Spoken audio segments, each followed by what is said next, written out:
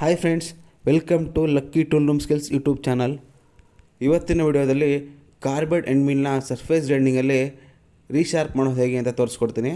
ಅದಕ್ಕೂ ಮುಂಚೆ ನನ್ನ ಚಾನಲ್ನ ಸಬ್ಸ್ಕ್ರೈಬ್ ಮಾಡ್ಕೊಂಡಿಲ್ಲ ಸಬ್ಸ್ಕ್ರೈಬ್ ಮಾಡ್ಕೊಳ್ಳಿ, ಲೈಕ್ ಮಾಡಿ, ನನ್ನ ಮುಂದಿನ ವಿಡಿಯೋಗಾಗಿ ಬೆಲ್ ಬಟನ್ ಮೇಲೆ ಕ್ಲಿಕ್ ಮಾಡಿ.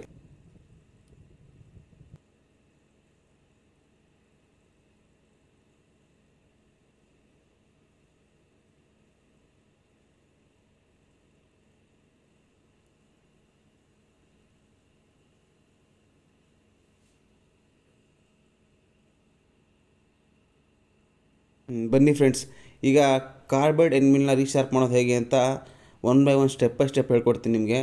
ನಾನು ಈ ಕಾರ್ಬೈಡ್ ಎಂಡ್ಮಿಲ್ನ ರೀಶಾರ್ಪ್ ಮಾಡೋಕ್ಕೆ 3mm ಡೈಮಂಡ್ ವೀಲ್ನ ಯೂಸ್ ಮಾಡ್ತಾಯಿದ್ದೀನಿ. ಇವಾಗ ಈ ಡೈಮಂಡ್ ವೀಲ್ನ ನಾನು ಲೋಡ್ ಮಾಡಿ ಥ್ರೂ ಮಾಡ್ಕೋತೀನಿ. ಥ್ರೂ ಮಾಡ್ಕೊಳ್ಳೋದ್ರಿಂದ ನಮಗೆ ಡೈಮಂಡ್ ವೀಲು ತುಂಬ ಲೈಫ್ ಬರುತ್ತೆ. ಥ್ರೂ ಮಾಡ್ಕೊಳ್ಳೋದು ಯಾಕೆ ಅಂತ ಹೇಳಿದರೆ, ಡೈಮಂಡ್ ವೀಲ್ ಐಡಿಗೂ ಮತ್ತು ಫ್ಲ್ಯಾಂಜ್ ಓಡಿಗೂ ಕ್ಲಿಯರೆನ್ಸ್ ಇರುತ್ತೆ. ಆ ಕ್ಲಿಯರೆನ್ಸ್ ಏನಾಗುತ್ತೆ ಅಂತ ಹೇಳಿದ್ರೆ ವೀಲ್ ಔಟ್ ಹೊಡೆಯೋಕ್ಕೆ ಅವಕಾಶ ಮಾಡಿಕೊಡುತ್ತೆ. ಅದಕ್ಕೋಸ್ಕರ ನಾವೇನು ಮಾಡಬೇಕು ಅಂದರೆ ಲೈಟಾಗಿ ಟೈಟ್ ಮಾಡಿಕೊಂಡು ಡೈಯಲ್ ಹಾಕಿ ಥ್ರೂ ಮಾಡ್ಕೋಬೇಕು. ಥ್ರೂ ಮಾಡ್ಕೊಂಡಿಲ್ಲ ಅಂದರೆ ವೀಲ್ ಲೈಫ್ ಬರೋಲ್ಲ, ರನ್ಔಟ್ ಬರ್ತಾ ಇರುತ್ತೆ. ರನ್ಔಟ್ ಬಂದರೆ ಫಿನಿಶಿಂಗ್ ಕೂಡ ಬರೋಲ್ಲ. ಫಿನಿಶಿಂಗ್ ಬರಲಿಲ್ಲ ಅಂತೇಳಿದ್ರೆ ರನ್ಔಟ್ ಇದೆ ಅಂತಲೇ ಅರ್ಥ. ರನ್ಔಟ್ ಇದ್ದರೆ ಏನಾಗುತ್ತೆ ಅಂತೇಳಿದ್ರೆ ವೀಲ್ಗೆ ಲೋಡ್ ಬೀಳುತ್ತೆ. ವೀಲ್ಗೆ ಲೋಡ್ ಬಿದ್ದರೆ ಏನಾಗುತ್ತೆ ಅಂದರೆ ವೀಲಲ್ಲಿರೋ ಡೈಮಂಡು ಚಿಪಾಪ್ ಆಗುತ್ತೆ. ಚಿಪಾಪ್ ಆದರೆ ಮುಗೀತು, ವೀಲ್ ಮತ್ತೆ ಯೂಸ್ ಮಾಡೋಕ್ಕಾಗಲ್ಲ, ತುಂಬ ಕಷ್ಟ ಆಗುತ್ತೆ. ಅದು ಇಲ್ಲ ಅಂದರೆ ಕೂಡ ಏನಾಗುತ್ತೆ ಅಂದರೆ, ಚಿಪಾಪ್ ಆಗಿಲ್ಲ ಅಂದರೂ ಕೂಡ ನೆಕ್ಸ್ಟ್ ಆಪ್ಷನ್ ಏನಾಗುತ್ತೆ ಅಂತ ಹೇಳಿದ್ರೆ, ವೀಲ್ ರನ್ಔಟ್ ಇರುತ್ತಲ್ಲ, ನಾವು ಕಾರ್ಬೈಡ್ ಎಂಡ್ಮಿಲ್ನ ರೀಶಾರ್ಪ್ ಮಾಡೋಕ್ಕೆ ಹೋಗ್ಬೇಕಾದ್ರೆ ಟಚ್ ಮಾಡುವಾಗ ಏನಾಗುತ್ತೆ, ಕಾರ್ಬೈಡ್ ಟಿಪ್ ಇದೆಯಲ್ಲ ಅದು ಹೊಡೆದೋಗುತ್ತೆ. ಥ್ರೂ ಮಾಡುವಾಗಲೂ ಅಷ್ಟೇ ಜೋರಾಗಿ ಹೊಡಿಬಾರ್ದು, ಲೈಟಾಗಿ ಹೊಡ್ಕೋಬೇಕು, ಲೈಟಾಗಿ ಟೈಟ್ ಮಾಡಿರಬೇಕು. ಲೈಟಾಗಿ ಹೊಡ್ಕೊಂಡು ಆದಷ್ಟು 0-0 ಥ್ರೂ ಮಾಡಬೇಕು. ಇವಾಗ ನೋಡ್ಕೊಳ್ಳಿ, ನಾನು ಎಷ್ಟರಲ್ಲಿ ಥ್ರೂ ಮಾಡಿದ್ದೀನಿ ಅಂತ ನಿಮ್ಗೆ ತೋರಿಸ್ಕೊಡ್ತೀನಿ.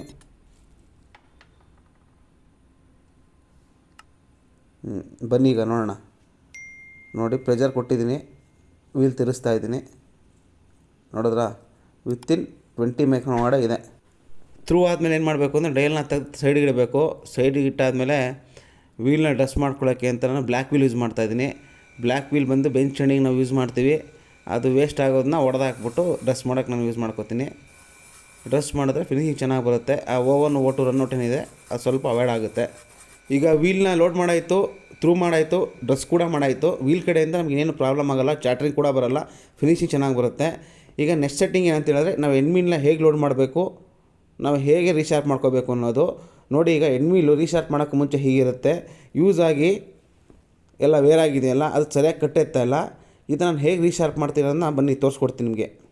ಹಾಗೆ ನನ್ನ ಚಾನಲ್ನ ಹೊಸದಾಗಿ ನೋಡ್ತಿರೋರು ದಯವಿಟ್ಟು ಸಬ್ಸ್ಕ್ರೈಬ್ ಮಾಡ್ಕೊಳ್ಳಿ, ಹಾಗೆ ಒಂದು ಲೈಕ್ ಕೊಟ್ಬಿಡಿ. ನನ್ನ ಮುಂದಿನ ವೀಡಿಯೋ ಬಗ್ಗೆ ನಿಮಗೆ ನೋಟಿಫಿಕೇಷನ್ ಬರಬೇಕು ಅಂತ ಹೇಳಿದ್ರೆ ಅಲ್ಲೇ ಪಕ್ಕದಲ್ಲಿರೋ ಬೆಲ್ ಬಟನ್ ಮೇಲೆ ಕ್ಲಿಕ್ ಮಾಡಿಬಿಡಿ. ಬನ್ನಿ, ಈಗ ಕಾರ್ಬೈಡ್ ಎಂಡ್ಮಿಲ್ನ ಹೇಗೆ ರೀಶಾರ್ಪ್ ಮಾಡೋದು, ರೀಶಾರ್ಪ್ ಮಾಡ್ಕೊಳ್ಳೋದಕ್ಕೆ ಹೇಗೆ ಸೆಟ್ಟಿಂಗ್ ಮಾಡೋದು ಅಂತ ತೋರಿಸ್ಕೊಡ್ತೀನಿ. ನೋಡಿ, ಈಗ ನಾನು ವಿ ಬ್ಲಾಕಲ್ಲಿ ಕಾರ್ಬೈಡ್ ಎಂಡ್ಮಿಲ್ನ ಹೋಲ್ಡ್ ಮಾಡಿದ್ದೀನಿ. ಹೋಲ್ಡ್ ಮಾಡುವಾಗಲೇ ನಾನು ಆ ಕಟ್ಟಿಂಗ್ ಎಡ್ಜು 90 ಡಿಗ್ರಿ ಬರೋ ರೀತಿ ನಾನು ಪ್ಲ್ಯಾನ್ ಮಾಡಿ ಇಟ್ಕೊಂಡಿದ್ದೀನಿ. ನೀವು ಕೂಡ ಮಾಡ್ಬೇಕಾದ್ರೆ ಹಾಗೆ ಇಟ್ಕೊಳ್ಳಿ. ಆ ರೀತಿ ಇಟ್ಕೊಂಡ್ರೆ ನಾವು ರೀಶಾರ್ಪ್ ಮಾಡೋಕ್ಕೆ ತುಂಬ ಈಸಿ ಆಗುತ್ತೆ. ಒಂದೇ ಸೆಟ್ಟಿಂಗಲ್ಲಿ ನಾವು ಮುಗಿಸ್ಬಿಡ್ಬೋದು. ಈಗ ನೋಡಿ, ಹೋಲ್ಡ್ ಮಾಡಿದ ತಕ್ಷಣ ನಾನು ಏನು ಮಾಡಿದ್ದೀನಿ ಅಂತ ಹೇಳಿದ್ರೆ, ಗ್ರೈಂಡಿಂಗ್ ಮಿಷಿನ್ ಲೋಡ್ ಮಾಡಿ ಕಾರ್ಬೈಡ್ ಎಂಡ್ಮಿಲ್ ಟಾಪ್ ಇದೆ ಗೊತ್ತಾ, ಅದನ್ನು ಗ್ರೈಂಡಿಂಗ್ ಮಾಡ್ಕೋತಾ ಇದ್ದೀನಿ.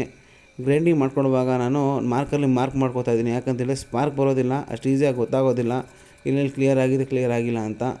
ಯಾಕಂದರೆ ವೇರ್ ಆಗಿರುತ್ತಲ್ಲ, ಎಲ್ಲಿ ರೇಡಿಯಸ್ ಆಗಿರುತ್ತೆ, ಚಿಪಾಪ್ ಆಗಿರುತ್ತೆ, ಅದೆಲ್ಲ ಅಬ್ಸರ್ವ್ ಮಾಡಬೇಕು ನಾವು. ಈಗ ಟಾಪು ಕ್ಲಿಯರ್ ಆಯಿತು. 0.2 0.3 ಮೀಟ್ರಲ್ಲಿ ತೆಗೆದಿದ್ದೀನಿ. ಶಾರ್ಪ್ ಕಾರ್ನರ್ ಬಂದಿರುತ್ತೆ. ಈಗ ನಾನು ರಿಲೀವ್ ಹೊಡಿಬೇಕು. ರಿಲೀವ್ ಹೊಡಿಯೋದು ಹೇಗೆ ಅನ್ನೋದನ್ನ ನೀವು ಅಬ್ಸರ್ವ್ ಮಾಡಿ ನೀವೇ ತಿಳ್ಕೊಬೇಕು.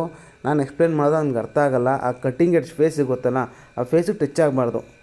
ಆ ರೀತಿ ಸೆಟ್ ಮಾಡ್ಕೊಂಡು ಹಿಂದೆ ಮುಂದೆ ಮೂವ್ ಮಾಡಬೇಕು. 4 ಕಡೆನೂ ಹಾಗೆ ಮಾಡಬೇಕು. ನೋಡ್ಕೊಳ್ಳಿ, ಹಾಗೆಯೇ ವೀಡಿಯೋ ನೋಡಿದ್ರೆ ನಿಮ್ಗೆ ಅರ್ಥ ಆಗುತ್ತೆ. ಅರ್ಥ ಆಗಿದೆ ಅಂತ ಹೇಳಿದ್ರೆ ನೀವು ಗ್ರೈಂಡಿಂಗ್ ಆಪ್ರೇಟ್ರಾಗಿ ಕರೆಕ್ಟಾಗಿ ಕೆಲಸ ಕಲ್ತಿದ್ದೀರ ಅಂತಲೇ ಅರ್ಥ. ಇಲ್ಲ ಅಂದರೆ ಟ್ರೈ ಮಾಡೋಕ್ಕೆ ಹೋಗಬೇಡಿ, ಎಕ್ಸ್ಪ್ಲೇನ್ ಮಾಡೋದು ವ್ಯರ್ಥನೇ. ನೋಡಿ, ನಾನು ರಿಲೀವ್ ಮಾಡೋದು ಹೇಗೆ ಅಂತ ನೋಡ್ಕೊಳ್ಳಿ. ನಾನು ರಿಲೀವ್ ಮಾಡ್ತಿರೋದು ಹೇಗೆ ಅಂತ ಹೇಳಿದರೆ, ಎಕ್ಸ್ ಆ್ಯಕ್ಸಿಸ್ನ ನಾನು ಸೆಟ್ ಮಾಡಿ ಹಿಡ್ಕೊಬಿಟ್ಟಿದ್ದೀನಿ. ನಂಗೆ ರೇಡಿಯಸ್ಸು ಎಷ್ಟು ಬೇಕು ಹಂಗೆ. ರೇಡಿಯಸ್ ಅಂದರೆ ಅದು ನೋಡ್ಬೇಕಾದ್ರೆ ಆ್ಯಂಗಲ್ ಥರನೇ ಕಾಣುತ್ತೆ. ರೇಡಿಯಸ್ ಮಾಡೋದು ನಡೆಯುತ್ತೆ, ಆ್ಯಂಗಲ್ ಮಾಡೋದು ನಡೆಯುತ್ತೆ. ನಮಗೆ ರಿಲೀವ್ ಆಗಬೇಕಷ್ಟೇ ಕಟ್ಟಿಂಗ್ ಎಡ್ಜ್ಗೆ. ಓಕೆನಾ? ಕಟ್ಟಿಂಗ್ ಎಡ್ಜ್ಗೆ ನಾನು ರಿಲೀವ್ ಮಾಡ್ಬೇಕಾದ್ರೆ ಏನು ಮಾಡ್ತಾಯಿದ್ದೀನಿ ಅಂತ ಹೇಳಿದ್ರೆ, ನಾನು ವೈ ಆ್ಯಕ್ಸಿಸ್ನ ಮೂವ್ ಮಾಡ್ತಾಯಿದ್ದೀನಿ. ವೈ ಆ್ಯಕ್ಸಿಸ್ ಮೂವ್ ಮಾಡಬೇಕಾದ್ರೆ ಝೆಡ್ ಆ್ಯಕ್ಸಿಸ್ನ ನಾನು ಓ5 ಕಟ್ಕೊಟ್ಟು ನಾನು ರಿಲೀವ್ ಮಾಡ್ತಾಯಿದ್ದೀನಿ. ರಿಲೀವ್ ಮಾಡ್ತಾ ಮಾಡ್ತಾ ನಂಗೆ ಕಟ್ಟಿಂಗ್ ಎಷ್ಟು ಬೇಕು, ಎಷ್ಟು ಏರಿಯಾ ಬೇಕು, ಒಂದು 0.5 ಸಾಕ ಅಂತ ನೋಡಿಕೊಂಡು ಪ್ಲ್ಯಾನ್ ಮಾಡಿಕೊಂಡು ಅಲ್ಲಿ ತಂದು ನಿಲ್ಲಿಸ್ಕೋತೀನಿ. ಆವಾಗ ಕಟ್ಟಿಂಗ್ ಎಡ್ಜ್ ನನಗೆ ಕ್ರಿಯೇಟ್ ಆಗುತ್ತೆ. ಈಗ ನೋಡಿ ನಿಮಗೆ ಕಾಣಿಸ್ತಾ ಇದೆಯಾ? ನೋಡಿ ಇದೆಲ್ಲ ಜಾಸ್ತಿ ಇದೆ ಲ್ಯಾಂಡು, 1.5 ಗಂಟೆ ಇದೆ. ಅದು ನೋಡಿ ನಮ್ಗೆ ಎಷ್ಟು ಬೇಕು ಅಲ್ಲಿಗೆ ತಂದು ನಿಲ್ಲಿಸ್ಕೊಂಡಿದ್ದೀನಿ. ವೈ ಆಕ್ಸಿಸ್ ಮೂವ್ ಮಾಡ್ಬೇಕಾದ್ರೆ ಹೇಳ್ತಾ ಇದ್ದೀನಲ್ಲ, ತುಂಬ ಹುಷಾರಾಗಿ ಮಾಡಬೇಕಾಗತ್ತೆ. ಆ ಟೂತ್ ಫೇಸ್ ಇದೆ ಗೊತ್ತಾ, ಆ ಟೂತ್ ಫೇಸ್ ಅಂದರೆ ಕಟ್ಟಿಂಗ್ ಎಡ್ಜ್ ಇದೆ ಗೊತ್ತಾ, ರಿಲೀವ್ ಆಗಿರುತ್ತಲ್ಲ, ಅಲ್ಲಿಗೆ ಸ್ಟಾಪ್ ಮಾಡಬೇಕು. ಮುಂದಕ್ಕೆ ಎಳೆದ್ರೆ ಏನಾಗುತ್ತೆ ಅಂತ ಹೇಳಿದ್ರೆ ಆ ಕಟ್ಟಿಂಗಿಗೆ ಟಚ್ ಆಗುತ್ತೆ, ಮಾಡಿದೆಲ್ಲ ವೇಸ್ಟ್ ಆಗುತ್ತೆ. ಈ ಕಡೆಯೂ ಕೂಡ ಸೇಮ್ ಕಾನ್ಸೆಪ್ಟು. ಎಕ್ಸ್ ಆ್ಯಕ್ಸಿಸ್ನ ಮೂವ್ ಮಾಡಬೇಕು, ಲೈಟಾಗಿ ಟಚ್ ಆದಮೇಲೆ ಅದನ್ನು ಸ್ಟ್ಯಾಂಡರ್ಡಾಗಿ ಮೂವ್ ಮಾಡದೇ ಇರೋ ರೀತಿ ಸೆಟ್ ಮಾಡಿಕೊಂಡು ಝೆಡ್ ಆ್ಯಕ್ಸಿಸ್ ಟಾಪಿಂದ ಓಫೈ ಕೊಡಬೇಕು, ವೈ ಆ್ಯಕ್ಸಿಸ್ ಮೂವ್ ಮಾಡಬೇಕು.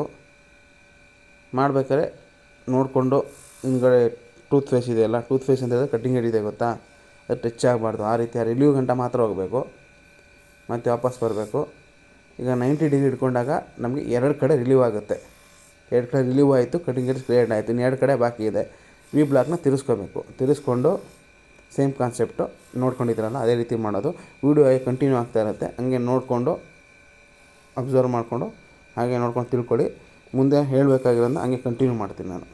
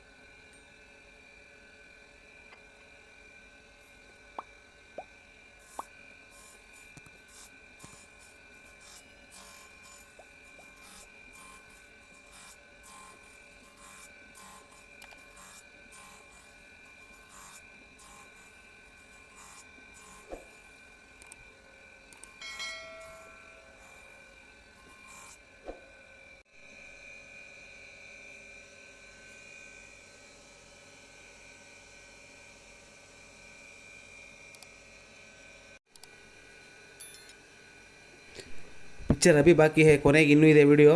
ಇಲ್ಲಿಗೆ ಸ್ಟಾಪ್ ಮಾಡಿ ಸ್ಕಿಪ್ ಮಾಡೋಕ್ಕೆ ಹೋಗ್ಬೇಡಿ, ವೆಯ್ಟ್ ಮಾಡಿ. ಇನ್ಸ್ಪೆಕ್ಷನ್ ಮಾಡೋದು ಹೆಂಗೆ ಅಂತ ತೋರಿಸ್ಕೊಡ್ತೀನಿ. ನಾವು ಹೊರಗಡೆ ಟೂಲ್ ಕಟ್ಟಲ್ಲಿ ಕೊಟ್ಬಿಟ್ಟು ಎಂಡ್ಮಿಲ್ ರೀಎಂಡ್ ಮಾಡಿಸ್ತೀವಿ. ಅದರಲ್ಲಿ ಪ್ರಾಬ್ಲಮ್ ಇರೋದು ಸರಿಯಾಗಿ ಕಟ್ಟೆತ್ತಲ್ಲ. ಪ್ರಾಬ್ಲಮ್ ಇದೆ ಅಂತ ಹೇಳಿದ್ರೆ ಸರಿಯಾಗಿ ಅವರು 90 ಡಿಗ್ರಿಲಿ ಗ್ರೈಂಡ್ ಮಾಡಿರಲ್ಲ. ಅದು ಹೇಗೆ ಅನ್ನೋದನ್ನ ಚೆಕ್ ಮಾಡೋದು ತೋರಿಸ್ಕೊಡ್ತೀನಿ ನಿಮಗೆ, ಬನ್ನಿ. ಇನ್ನೂ ಸಬ್ಸ್ಕ್ರೈಬ್ ಮಾಡ್ಕೊಂಡಿಲ್ಲ ಅಂದರೆ ಸಬ್ಸ್ಕ್ರೈಬ್ ಮಾಡ್ಕೊಳ್ಳಿ, ಲೈಕ್ ಮಾಡಿ, ಕಮೆಂಟ್ ಮಾಡಿ. ನನ್ನ ಮುಂದಿನ ವೀಡಿಯೋಗಾಗಿ ಬೆಲ್ ಬಟನ್ ಮೇಲೆ ಕ್ಲಿಕ್ ಮಾಡಿ.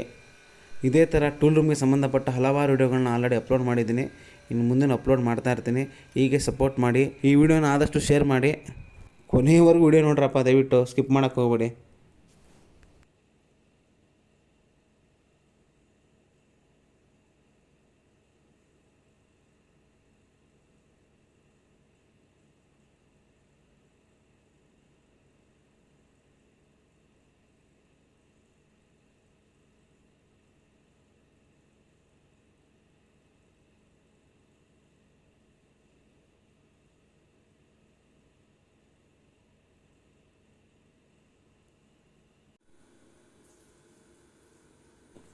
ಬನ್ನಿ ಫ್ರೆಂಡ್ಸ್, ಕೊನೆಯವರೆಗೂ ವಿಡಿಯೋ ನೋಡಿ ಅಂತ ನಿಮಗೆ ಪದೇ ಪದೇ ಹೇಳ್ತಿದ್ದೆ. ಯಾಕೆ ಅಂತ ನಿಮಗೆ ಈಗ ಅರ್ಥ ಆಗುತ್ತೆ ನೋಡಿ. ಈಗ ಒಂದು ಎಂಡ್ಮಿಲು ಟೂ ಲೈನ್ ಕಟ್ಟರ್ ಗ್ರೈಂಡಿಂಗಲ್ಲಿ ಮಾಡಿರೋದು, ಒಂದು ಎಂಡ್ಮಿಲು ಈಗ ನಾನು ಸರ್ಫೇಸ್ ಗ್ರೈಂಡಿಂಗಲ್ಲಿ ರೀಶಾರ್ಪ್ನಿಂಗ್ ಮಾಡಿರೋದು. ಅದನ್ನು ವಿ ಬ್ಲಾಕಲ್ಲಿ ಹೋಲ್ಡ್ ಮಾಡಿದ್ದೆ. ವಿ ಬ್ಲಾಕಲ್ಲಿ ಹೋಲ್ಡ್ ಮಾಡೋದ್ರಿಂದ ಅದು 90 ಡಿಗ್ರಿ ಪಕ್ಕಾ ಬಂದಿರುತ್ತೆ ನೋಡಿ. ರೈಟ್ ಆ್ಯಂಗಲ್ ಕರೆಕ್ಟಾಗಿದೆ. 90 ಡಿಗ್ರಿ ಕರೆಕ್ಟಾಗಿದ್ದರೆ ನಿಮಗೆ ಲೈಫ್ ಕೂಡ ಚೆನ್ನಾಗಿ ಬರುತ್ತೆ ಎಂಡ್ಮಿಲು. ಅಂದ್ಕೊಂಡ್ರಾ? ಈಗ ಬನ್ನಿ, ಇದು ಔಟ್ ಸೈಡ್ ಕೊಟ್ಟಿದ್ವಿ ನೋಡಿ. ಈಗ ಇದೆಷ್ಟು ಟೇಪರ್ ಆಗಿದೆ, ಯಾಕಂದರೆ 90 ಡಿಗ್ರಿ ಇಲ್ಲ ಬಾಟಮ್ ಕಟ್ಟಿಂಗ್ ಎಡ್ಜು. ಆಗ ಲೈಫ್ ಬರೋಲ್ಲ, ಚಿಪ್ ಆಫ್ ಆಗುತ್ತೆ, ಎಂಡ್ಮಿಲ್ ಬ್ರೇಕ್ ಆಗುತ್ತೆ. ನೋಡಿದ್ರಲ್ಲ? ಈ ವಿಡಿಯೋನ ಕೊನೆಯವರೆಗೂ ನೋಡಿದ್ದಕ್ಕೆ ಧನ್ಯವಾದಗಳು. Thanks for watching. Bye bye.